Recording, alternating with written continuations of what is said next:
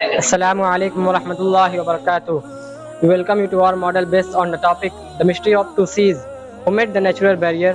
آپ لوگ اس بارے میں جانتے ہوں گی دنیا میں کئی جگہ یہ پایا جاتا ہے کہ دو سمندری پانی ایک ساتھ بہنے کے باوجود ان میں ویژول بیریئر نظر آتا ہے، جیسا کہ ساؤتھ ویسٹرن یوروپ کے میڈیٹرینین سی اور اٹلانٹک اوشن کے بیچ میں یہ نظارہ دیکھنے کو ملتا ہے۔ اسی طرح سویڈن اینڈ ڈنمارک کے بیچ میں بھی یہ نظارہ دیکھنے کو ملتا ہے۔ کیا آپ جانتے ہیں ان سب نظاروں کے پیچھے، ان ویژول بیریئر کے پیچھے اب تک کا سائنٹیفک ریسرچ کیا ہے؟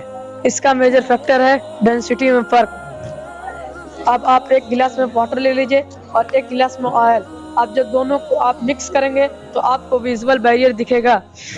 ایک وجہ یہ بھی پایا جاتا ہے کہ there temperature gradients are crucial, temperature میں فرق ہونا بھی سی واٹر کے ڈینسٹی میں افیکٹ کرتا ہے۔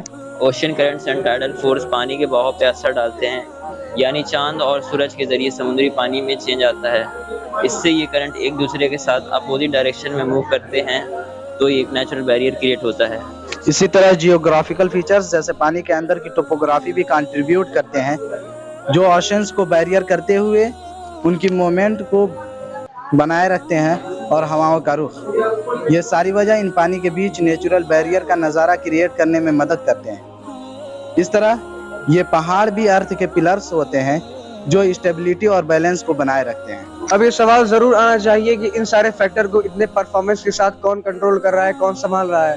تو اللہ تبارک و تعالیٰ قرآن مجید میں فرماتے ہیں اما جعل الارض قرارا وجعل خلالها انہارا وجعل لها رواسي وجعل بین البحرین حاجزا االہ مع اللہ بل اکثرهم لا يعلمون۔ کیا وہ جس نے زمین کو قرارگاہ بنایا اور اس کے لیے اس کے درمیان نہریں جاری کی اور اس کے لیے پہاڑ بنائے اور دو سمندروں کے بیچ روک بنا دی، کیا اللہ تعالیٰ کے سوا کوئی معبود ہو سکتا ہے؟ بلکہ ان میں سے اکثر کچھ جانتے ہی نہیں۔ اب ان سوالوں کے ساتھ ہم نیکسٹ ماڈل کی طرف بڑھتے ہیں۔ جزاک اللہ خیرہ۔ السلام علیکم ورحمۃ اللہ وبرکاتہ۔